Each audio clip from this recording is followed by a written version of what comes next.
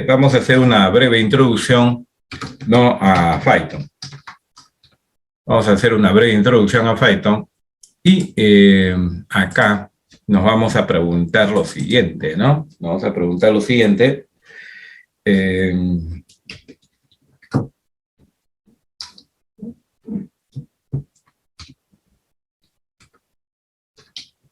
Primeramente, ¿qué es Python?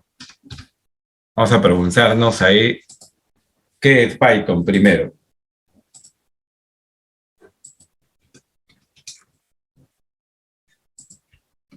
Bien, el resumen de lo que es Python lo estoy colocando en el documento.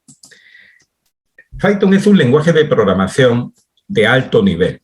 ¿Qué significa programación de alto nivel?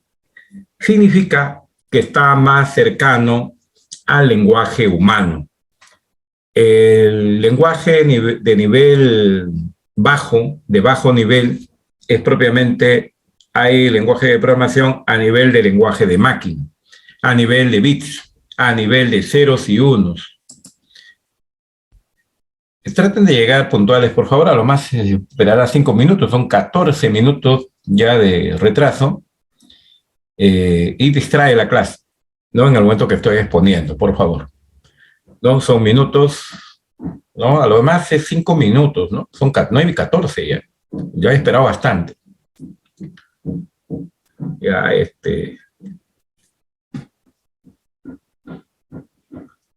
Bien, les venía diciendo que Python es un lenguaje de alto nivel. Hay lenguajes de bajo nivel, los cuales no son, los de bajo nivel son de lenguaje de máquina, de ceros y unos, a nivel de bits, ¿no? Estos lenguajes de bajo nivel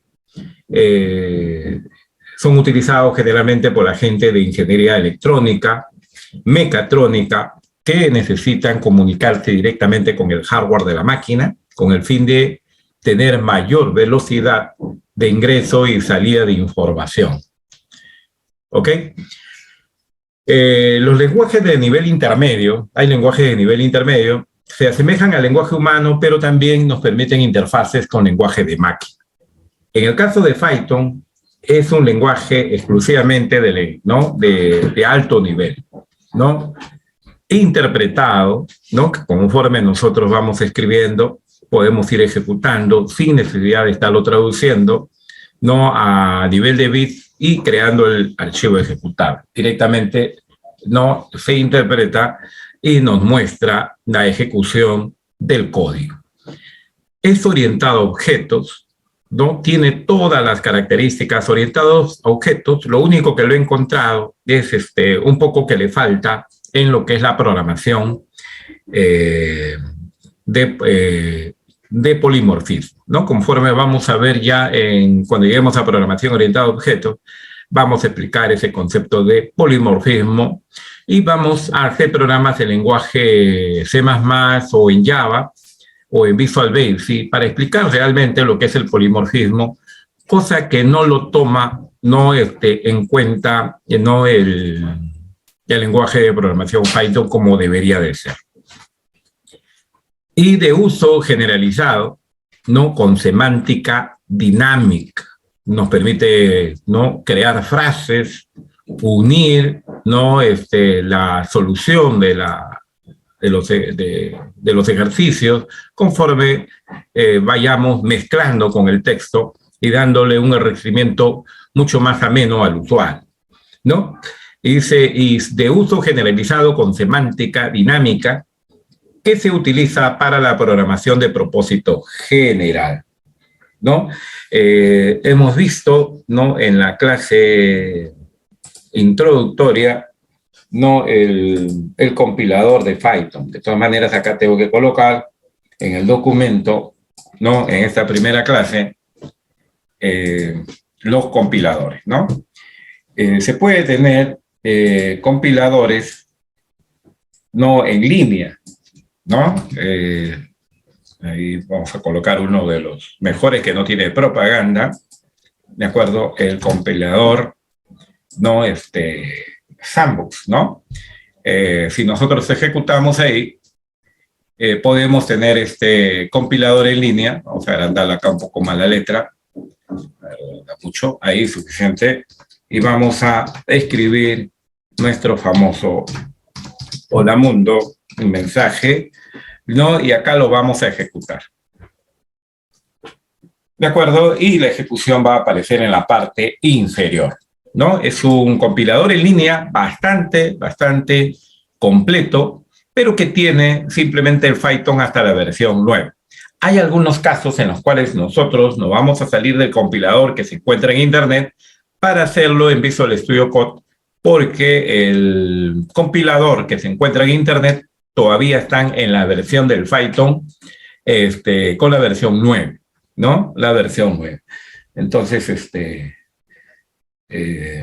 ¿no? Ahí vamos a indicarles qué cosas se puede compilar en línea y qué cosas no se pueden compilar en línea. Como lo habíamos visto en la clase introductoria, ¿de acuerdo? Nosotros para Windows, lo que manejamos Windows, no tenemos un sitio web de descarga de Python, ¿no? Entonces, ahí generalmente lo que vamos a utilizar es el installer, el MSI que ya viene, el ejecutable ya comprobado, a 64 bits, ¿no? Esto lo habíamos colocado nosotros correctamente ahí en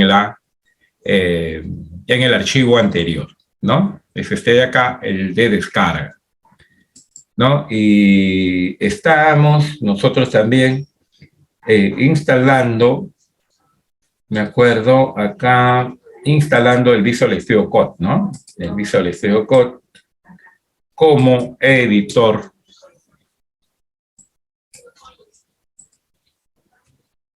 ¿No? Como editor, acá tenemos el número 3, ¿no? El editor de Visual Studio Code, ¿no? Está ya el video, no lo tenemos de la clase anterior, seguramente ya lo colocaba en el drive respectivo, ¿no? De la descarga, configuración e instalación. Muy bien, pasamos de, si hubiera alguna pregunta, ¿no? Pasen la voz. ¿No? Pasen la voz si hubiera alguna pregunta. Vamos a cerrar esto ya. Esto ya lo hemos hecho. Un repaso nada más.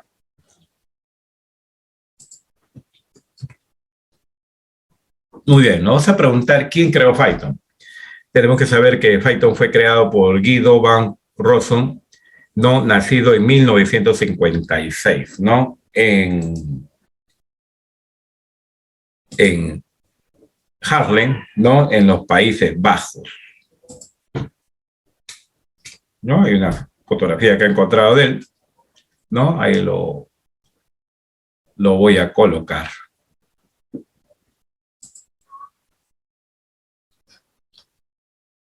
Guido van Rossum, ¿no? Bien, vamos a preguntarnos acá también, a ver, un ratito, ¿dónde está mi...?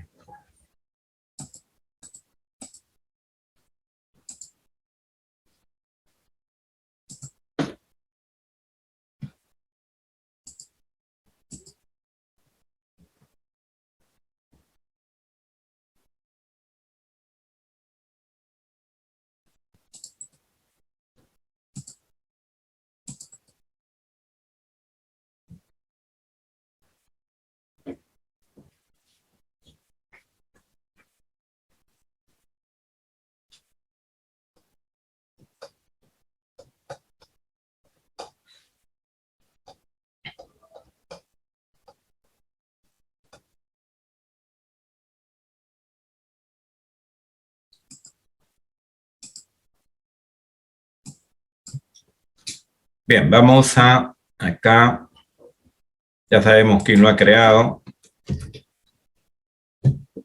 Vamos a preguntarnos quiénes usan Python. ¿Quiénes usan Python?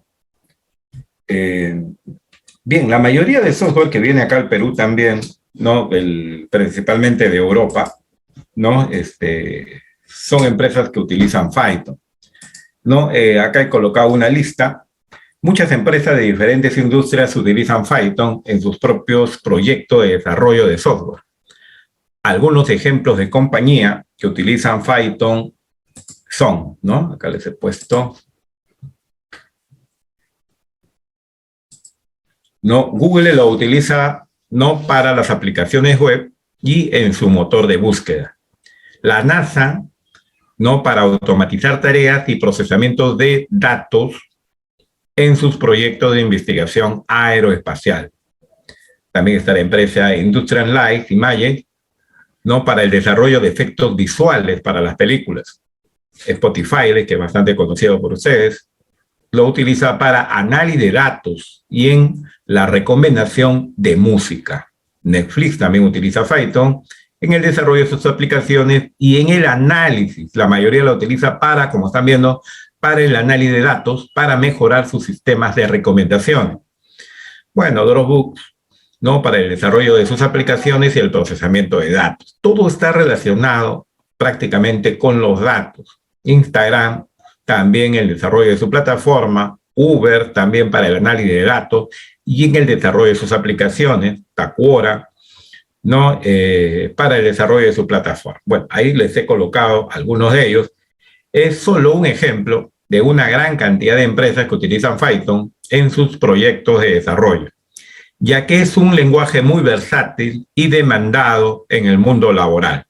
En el caso de ingeniería, ¿no?, nosotros le venimos utilizando más que todo, ¿no?, porque es equivalente al MATLAB, ¿no?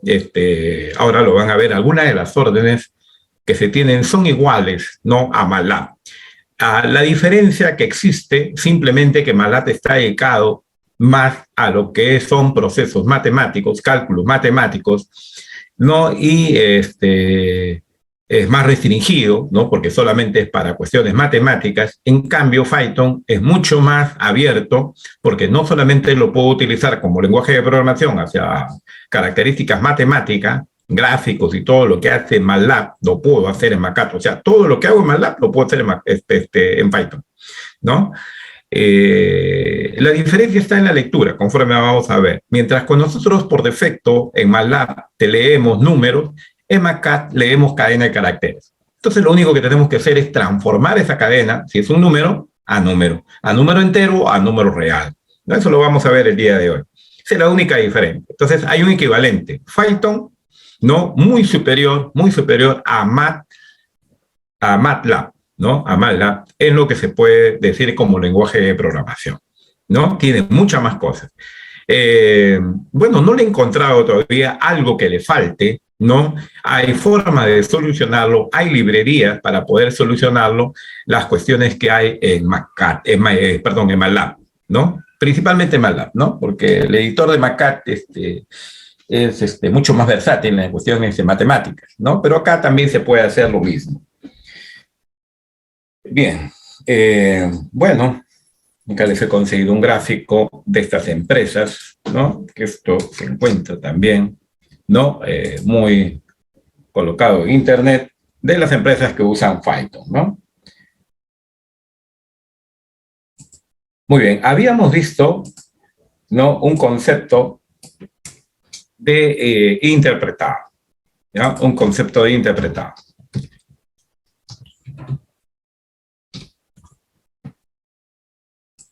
¿Ya qué significa que Python sea un lenguaje interpretado? Esto tenemos que verlo.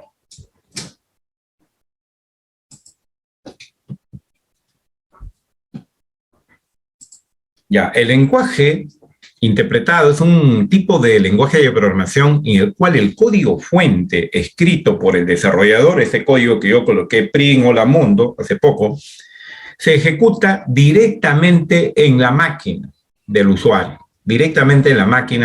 sin necesidad de un proceso previo de compilación, ¿no? El intérprete de Python lee el código fuente línea por línea y lo ejecuta, lo que permite al desarrollador ver los resultados de su código de manera inmediata. Como lo está ejecutando línea por línea, se va a detener en la línea en la cual encuentra el error. Es por eso que no les muestra generalmente todos los errores, ¿no? Se para justo en el error y les muestra, ¿no?, el mensaje del error respectivo, porque el intérprete de Python está leyendo, ¿no?, el código fuente línea por línea, ¿no? Bien, y lo cual le va a permitir a los resultados de su código de manera no inmediata, sin necesidad de estarlo no buscando, no un compilador para cada máquina. ¿De acuerdo? El compilador de Python es único ahí, ¿no? Bien, veamos acá cómo funciona el intérprete de Python. Hay una gráfica acá, he preparado. Ahí. Bien, tenemos un editor, que es el que en este caso, por ejemplo, yo estoy utilizando ese editor, ¿no? Tenemos ese editor en el cual es utilizado para colocar el archivo fuente, ¿no?, del código Python, ¿no? Entonces, ¿qué cosa es lo que hace el intérprete de Python? ¿No? Ve, ¿no?, en este código, ve si hay un error en la sintaxis, si hay un corrector de sintaxis, ¿no?, por el traductor, y lo pasa a nivel de byte, ¿no? Si hay alguna librería, esta también, por ejemplo, podemos utilizar la librería mat, por ejemplo, importarla e introducirla a nuestro código, ¿no? Y eso introducido se traduce a nivel de byte, ¿no?, máquina virtual de Python, la cual lógicamente ejecuta el código respectivo, ¿no?, y el cual nosotros vamos a visualizar. Esa es la forma como trabaja. En este sector se une el código fuente del usuario con las librerías antes de traducirse a un código de byte, ¿no?, para que pueda ser ejecutada por la máquina virtual de Python, ¿no? Ese es el proceso. Bien, comenzamos entonces. Primero, a ver.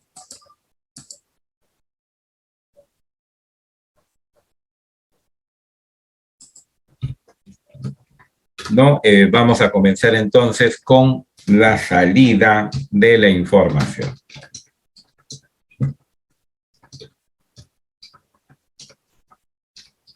Ya, bueno, esto lo hemos hecho ya en los ejemplos de la clase pasada, pero tenemos que ir ordenado desde cero. Hay algunos de repente que se han inscrito su primera clase, hay que volverlo a hacer. Entonces, en la salida vamos a utilizar el print.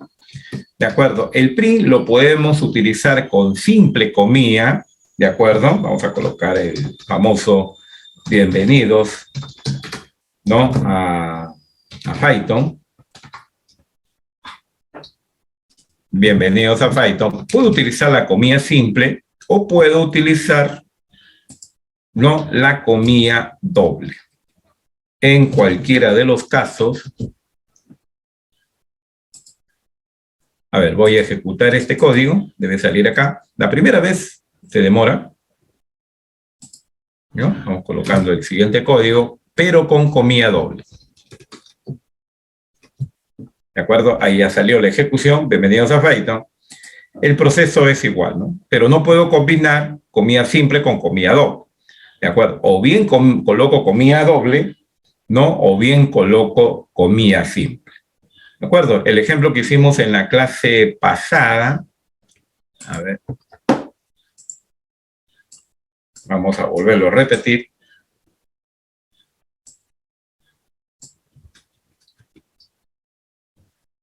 Vamos a hacer ahora un ejemplo de entrada, ¿no?, y salida de información. Entrada y salida de información, ¿no? Habíamos nosotros ingresado nuestro nombre, le estábamos solicitando que ingresemos por teclado con la sentencia input, ¿recuerdan? ¿No? Y acá colocaba el mensaje, ¿no? Ingrese, ¿no?, su nombre.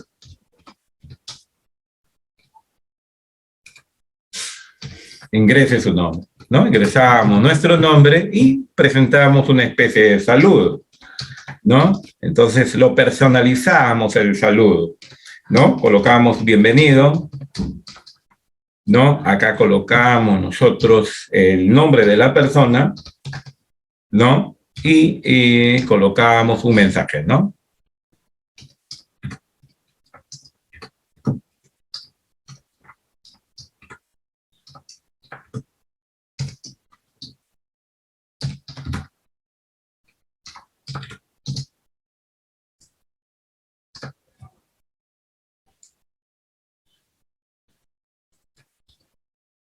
No ha puesto para ciencia ustedes, ¿no? En términos generales. Ya, esta es una de las formas de salida, ¿no? Vamos a ejecutarlo. Ya, acá coloco mi nombre es Edgar, mi apellido es Lucho. Ya, y se personaliza. Lo bueno es que cuando yo coloco la coma, solo le coloca el espacio en blanco. No hay que estar no colocando espacio en blanco. Ahora, si yo utilizo la otra forma de salida, vamos a utilizar otra forma de salida, ¿no? Lo voy a hacer ahora con el signo más.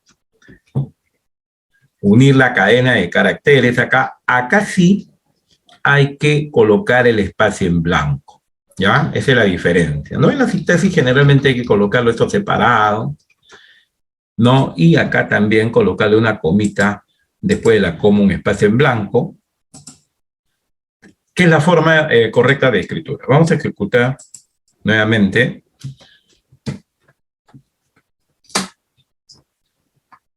Vamos a ejecutar ahí el código, ¿no? El respectivo. Y voy a presionar la tecla Enter, ¿no? Presiono la tecla Enter, ahí está personalizado. Bienvenido, Edgar Lucho, al curso de Python for Ciencia, ¿no? Ese es un ejemplo de entrada y salida de información. Entrada y salida de información. Pero si nosotros, por ejemplo, ¿no? Quisiéramos hacer algo, ¿no? Por ejemplo, comencemos acá con un ejercicio. Por ejemplo, calcular el área, a ver, elaborar una aplicación que permita, ¿no? Calcular el área de un cuadrado, ¿no? El área de un cuadrado, por ejemplo. Elaborar una aplicación que permita calcular el área de un cuadrado. Muy bien. Si quiero calcular el área de un cuadrado, yo tengo que darle al programa, ¿no? Paso 1, ¿no? Los datos, ¿no? Eso sería, primero, los datos, ¿no? ¿Qué datos necesita?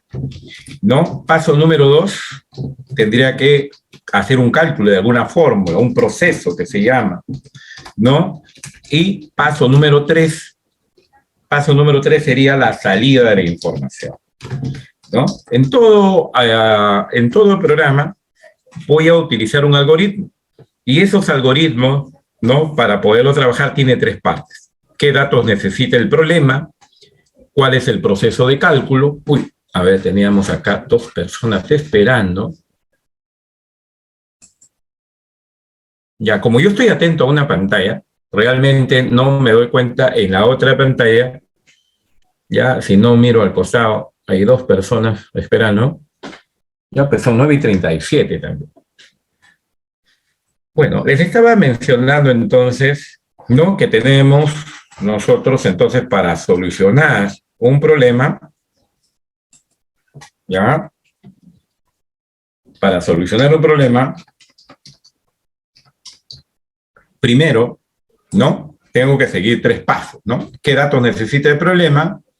¿De acuerdo? ¿Qué es el proceso? Estos 3 pasos siempre hay que hacer en un programa. Datos que necesita el problema, porque no solo no va a solucionar ningún problema. Tiene que decir datos, ¿no? Darle una fórmula para que haga el cálculo, y lógicamente esa fórmula va a dar una respuesta, y esa respuesta es lo que no vamos a producirlo en salida de datos. Entonces acá, ¿no? Lo primero que tengo que ver es cómo, bueno, todos sabemos el área, pues, de un cuadrado, pues, ¿no? Por eso que lo estoy haciendo acá sencillo, no que siendo cuestiones más complicadas. ¿De acuerdo? Pero de todas maneras vamos a poner la fórmula acá, ¿no? La fórmula del área, ¿no? El área, ¿no? El área, ¿a qué va a ser igual? El área del cuadrado, ¿no? El área del cuadrado va a ser, ¿no? El lado ¿no? Elevado al cuadrado, ¿verdad? Elevado elevado al cuadrado. Esa sería la fórmula para el cálculo, ¿no? El cálculo del área del cuadrado. ¿De acuerdo? Esa es la fórmula que voy a utilizar. Entonces, ¿cuál sería mi dato? ¿No? Mi dato sería el lado, ¿de acuerdo? ¿No? El dato acá para solucionar mi ejercicio, ¿no? Mi ejercicio 1, ¿no? Mi dato sería el lado, ¿no? El lado del cuadrado. El lado del cuadrado. ¿De acuerdo? Entonces, mi cálculo, ¿no? Paso número 2, ¿no? El proceso de cálculo voy a tener que utilizar mi fórmula, ¿no? Voy a decir acá área, ¿no? Área va a ser igual al lado, ¿no? Elevado al cuadrado, ¿no? Lado elevado al cuadrado, ¿no? Ahí voy a utilizar mi fórmula, ¿de acuerdo? Voy a utilizar mi fórmula. Y el paso número 3, ¿no? El paso número 3 sería, pues, ¿no? Mostrar, mostrar el lado, ¿no? Mostrar el lado acá, ¿no? Perdón, mostrar la salida sería mostrar el área, ¿no? Mostrar el área, ¿de acuerdo? Muy bien. Ya está, ¿no? Está mi esquema del algoritmo que voy a utilizar. Bueno, acá sí voy a ser un poquito paciente al principio, porque después ya vamos a ir al código. ¿Ya? No vamos a ir al código. Al código directo, ¿no? Vamos a comenzar suave. Si es que alguien por ahí pase la voz, si es que se pierde en algo, ¿no? De inmediato pase la voz ahí por el chat de la reunión, o en todo caso, ya abra su micro porque es libre, ¿no? Es libre ahí el micro para que ustedes puedan hablar y es como si yo estuviera a su costado de usted, ¿de acuerdo? Muy bien, entonces este es el proceso. Lo que hay que tener en cuenta cuando hacemos el código, primero, no es para las variables que vamos a utilizar. A nivel mundial, ¿no? A nivel mundial, las variables se escriben en minúscula, en caracteres del idioma inglés. O sea, está prohibido los acentos y está prohibido la letra ñ, ¿de acuerdo? ¿No? Caracteres del alfabeto inglés no llevan acentos y no llevan la ñ. ¿No? Se puede utilizar el carácter de subrayado para poder también separar una palabra de la otra si es que la variable tiene una frase compuesta. Y se puede utilizar números, pero el primer carácter, ojo, el primer carácter de en una variable debe ser, a ver, vamos a colocarlo acá de todas maneras, a ver, esto sería la 8.1, ¿no?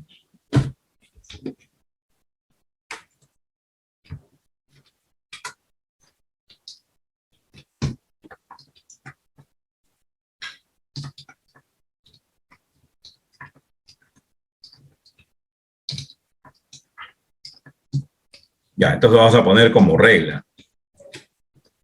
Regla, ¿no? Para dar nombre a las variables, ¿no?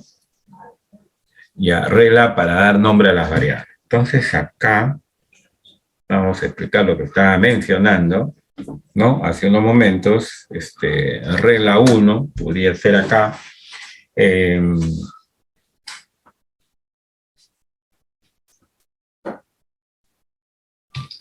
vamos a colocar primero las variables, ¿no? Deben ser en minúsculas. ¿De acuerdo? Los nombres de las variables, los nombres de las variables deben ser en minúsculas. ¿Ya? El primer carácter debe ser una letra del alfabeto inglés.